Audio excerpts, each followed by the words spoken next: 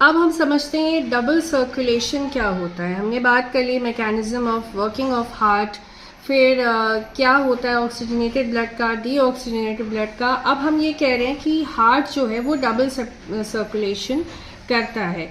कैसे करता है, आइए उसको समझते हैं। ठीक है, तो यहाँ पर क्या होता है, हमारे लंग्स से ऑक्सीजनेटेड ब्लड जब आया लेफ्ट आर्ट्रियम में और लेफ्ट वेंट्रिकल में गया, लेफ्ट वेंट्रिकल से ये आउटा के थ्रू जाता है हमारे बॉडी ऑर्गन्स में। ठीक है, बॉडी ऑर्गन से डीऑक्सीजनेटेड ब्लड आता है वेना कावा से राइट आर्टरी में, राइट वेंट्रिकल में जाता है, एंड राइट वेंट्रिकल से डीऑक्सीजनेटेड ब्लड जाता है लंग्स में टू गेट ऑक्सीजनेटेड।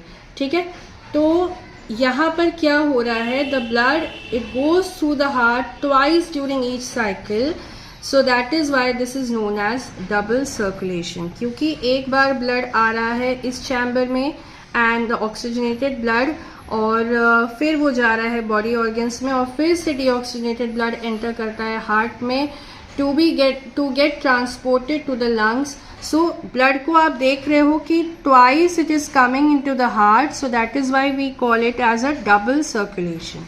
ठीक है, तो इससे भी आप मैकेनिज्म को समझ सकते हैं हार्ट के, कि लंग्स से जो है हमारा ऑक्सीजनेटेड ब्लड किसके थ्रू, पल्मोनरी वेन के थ्रू आता है।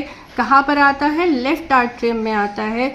लेफ्ट आर्ट्रियम से ये ब्लड आता है लेफ्ट वेंट्रिकल में, और लेफ्ट वेंट्रिकल से ये ब्लड बॉडी ऑर्गन्स में आता है through main artery that is outta, and this is oxygenated blood.